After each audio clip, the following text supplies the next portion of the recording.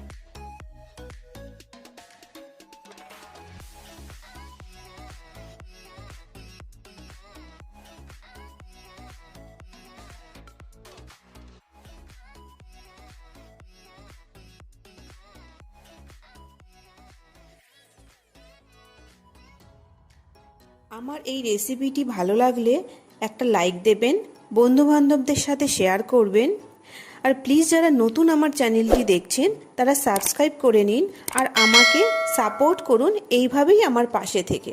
ধন্যবাদ।